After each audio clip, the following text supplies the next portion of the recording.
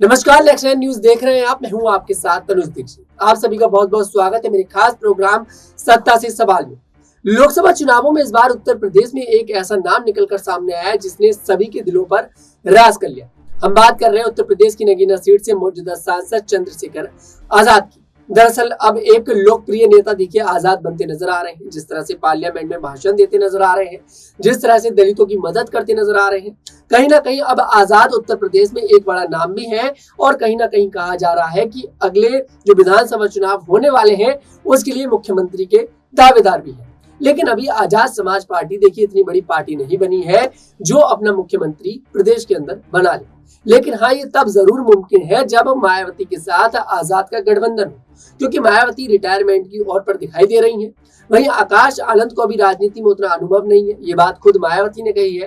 तो कहीं ना कहीं अगर आजाद और बीएसपी पार्टी यहाँ पर गठबंधन करती नजर आती है तब बीएसपी पार्टी की तरफ से आजाद का नाम आगे किया जा सकता है, क्योंकि कहीं ना कहीं आजाद दलित वोट साधने का काम कर रहे हैं। कुछ सवाल होंगे हमारे साथ, इस समय स्टूडियो में मौजूद है माही मैम, बहुत बहुत स्वागत है आपका। पहला सवाल आपसे ये लेना चाहेंगे, जिस तरह से आजाद के लिए लोकप्रियता देखिए बढ़ती जा रही है, जिस तरह से पार्लियामेंट में आजाद के स्पीच पर संसद भवन की टीवी यूट्यूब जो चैनल है उस पर तकरीबन 8.5 लाख व्यूज गए। वहीं पर नरेंद्र मोदी जी का देखिए प्रधानमंत्री हमारे देश को उनका वीडियो स्पीच, उनका जो स्पीच था उसका वीडियो अपलोड हुआ, उस पर मात्र वीडियो 70,000 पर आकर रुक जाता है। तो ऐसे में एक आंकड़ा बहुत डिफरेंस है, लाखों में डिफरेंस है। लोकप्रियता बढ़ रही है आजाद की। क्या मायावती आजाद के साथ गठबंधन करती नजर आएंगी? क्या आजाद का नाम मुख्यमंत्री के लिए उत्तर प्रदेश में आने वाले समय में आगे किया जा सकता है, या फिर अभी कोई इसकी उम्मीद नहीं है? जी बिल्कुल, देखिए तनुज, अभी आपने जिक्र किया कि पीएम मोदी जो है कहीं ना कहीं चंद्रशेखर आजाद से पीछे चल रहे हैं। वाकई में नया चेहरा है, युवा है और जनता उनकी बात सुनना चाहती है। और ऐसे वो मर्म जनता का पकड़ चुके हैं। कहीं ना कहीं आप देखेंगे कि ऐसे ऐसे मुद्दे उठाते हैं जो रिसेंट में हुए होते हैं या फिर लोगों से जुड़े हुए होते हैं। यही खासियत है जो चंद्रशेखर आजाद की, जो कहीं ना कहीं युवाओं के बीच में, जनता के बीच में, देश में कहीं ना कहीं फेमस उन्हें बनाता हुआ नजर आ रहा है। लेकिन उसके साथ ही अगर नरेंद्र मोदी की बात करें तो नरेंद्र मोदी का बस वही कहीं ना कहीं एक जो मैनिफेस्टो है उसी पे बात करते हुए नजर आते हैं। एक एजेंडा हिंदुत्व का। कहीं ना कहीं अब जनता इन सब मुद्दों से बोर होती हुई नजर आ रही है। अब उनको कुछ नयापन चाहिए जो उनके लिए, उनके हित में आवाज उठाता हुआ नजर आए। आपने नोटिस किया होगा जब अरविंद केजरीवाल आए थे उनकी भी वही लहर थी। 2 बार के वो मुख्यमंत्री रहे, लेकिन एक बार जब उन्होंने लोकपाल बिल के लिए इस्तीफा दे दिया था और दूसरी बार जनता फिर उन्हीं को चुनती है, तो 3 बार कहीं ना कहीं मुख्यमंत्री के रूप में अरविंद केजरीवाल सामने आए। वही हाल देखिए चंद्रशेखर आजाद का है। अब अरविंद केजरीवाल की पूरी पार्टी देखिए जेल में बंद है और वही भ्रष्टाचार के लिए जो पार्टी खड़ी हुई थी वो पार्टी अब कहीं ना कहीं जेल में अपना रुख करती हुई नजर आ रही है। तो जो चंद्रशेखर आजाद की भी जो पॉपुलैरिटी है कहीं ना कहीं उसी स्पीड के साथ बढ़ती हुई नजर आ रही है। अगर ऐसे में मायावती अपना दमखम अगर नहीं दिखाती है, आकाश आनंद भी उसी ग्रास रूट पे काम करते हुए नहीं नजर आएंगे, तो जाहिर तौर पर दलितों के नेता के रूप में चंद्रशेखर आजाद की अब एंट्री हो चुकी है। मायावती का पत्ता कट चुका है। अब ऐसे में अगर ये जो अभी स्पीड उनकी है बरकरार रहती है तो जाहिर तौर पर आने वाले दिनों में देखिएगा कि चंद्रशेखर आजाद को हो सकता है सीएम पद के लिए भी बड़े दावेदार के रूप में देखा जा सकता है। यहाँ पर चर्चा अखिलेश यादव की भी है माही। जिस तरह से देखा जाए, अखिलेश यादव पहले भी देखिए आजाद के साथ गठबंधन उनका रह चुका है उत्तर प्रदेश में, और कहा जा रहा है कि अखिलेश यादव भी बड़ा ऑफर दे सकते हैं। अखिलेश यादव तो अब संसद भवन में आ चुके हैं और सांसद है कन्नौज सीट से। कहा जा रहा है कि उत्तर प्रदेश में मुख्यमंत्री की दावेदारी अगर अखिलेश यादव ने छोड़ी तो अखिलेश यादव शायद इस बार आजाद को मौका दे दे। अगर आजाद शामिल होते हैं पार्टी में, गठबंधन के तौर पर नहीं, अगर समाजवादी पार्टी में शामिल हो जाते हैं, क्योंकि इस समय समाजवादी पार्टी को दलितों की वोट की बहुत ज्यादा जरूरत है। वो देखा भी गया लोकसभा के चुनावों में। इस बार बताया जाता है कि भारी नुकसान यहाँ पर अखिलेश यादव को दलितों के वोट के कारण उठाना पड़ा। तब आप क्या स्थिति देखती हैं? क्या अखिलेश यादव की पार्टी में चंद्रशेखर आजाद जाते दिखाई देंगे? क्या लगता है आपको?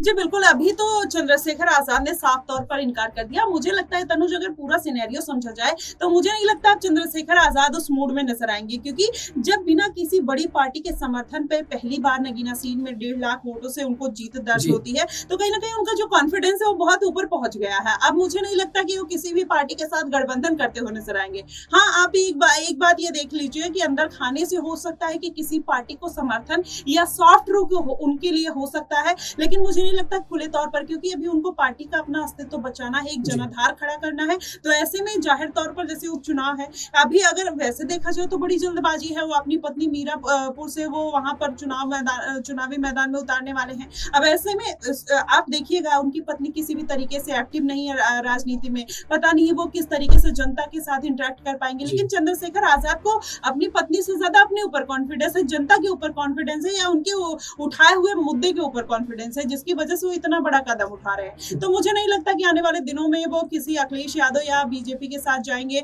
उनकी जो वैचारिक मतभेद है वो साफ तौर पर कह चुके हैं, अलग अलग पार्टियों के साथ रहे हैं। वही नगीना सीट पे अखिलेश यादव ही थे जो उनका एक अवसर छीनना चाहते थे। आज वही सीट पर चंद्रशेखर आजाद ने कहीं ना कहीं जीत का परचम लहरा दिया।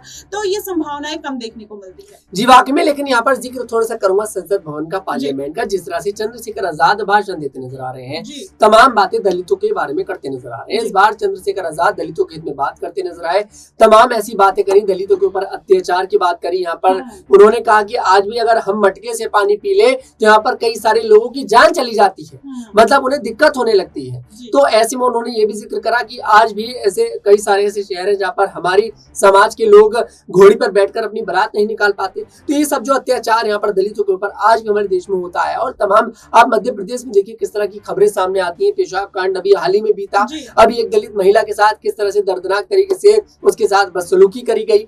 ऐसे में इन मुद्दों को चंद्रशेखर आजाद ने संसद भवन में रखा। तो क्या चंद्रशेखर आजाद, आपको क्या लगता है, क्या चंद्रशेखर आजाद बहुत आसानी के साथ इन बातों को रखकर दलितों का वोट जो है पूरी तरह से बटोरते हुए नजर आएंगे?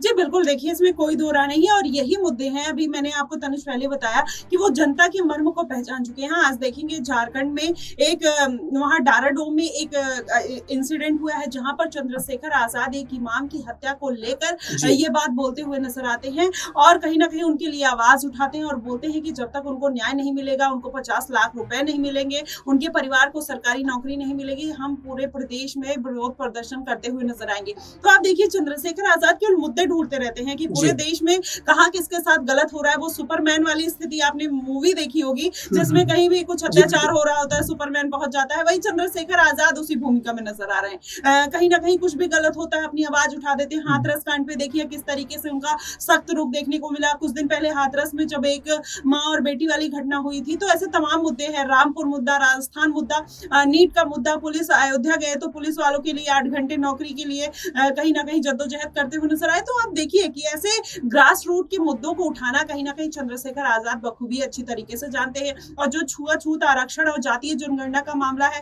वो तो दलितों के बीच में सदैव कहीं ना कहीं उभरता हुआ मुद्दा रहा है। उसकी मांग हमेशा से उठती रही है, बराबरी का मुद्दा उठता रहा है। अब ऐसे चंद्रशेखर आजाद को इसीलिए पसंद किया जा रहा है क्योंकि आजकल का जो यूथ है वो बराबरी चाहता है और वही बराबरी कहीं ना कहीं चंद्रशेखर आजाद दिलवाने की मांग कर रहे हैं और जनता के मन में इस बात की आस जागती हुई नजर आ रही है। इसलिए चंद्रशेखर आजाद कहीं ना कहीं फेमस होते हुए और जनता के बीच में एक जनाधार इकट्ठा करते हुए दिखाई दे रहे हैं। जी वाकई में अब देखना दिलचस्प होगा कि चंद्रशेखर आजाद यहाँ पर मायावती के साथ उत्तर प्रदेश में 2027 के विधानसभा चुनाव में गठबंधन करते नजर आएंगे या फिर नहीं, और मायावती क्या चंद्रशेखर आजाद को मुख्यमंत्री के चेहरे के लिए यहाँ पर आगे करती नजर आएंगी या फिर नहीं। खैर, आपको क्या कुछ लगता है कमेंट सेक्शन में जरूर बताइएगा। आपको हमारा वीडियो पसंद है, हमारे वीडियो को लाइक करें, शेयर करें और हमारे चैनल को जरूर सब्सक्राइब करें।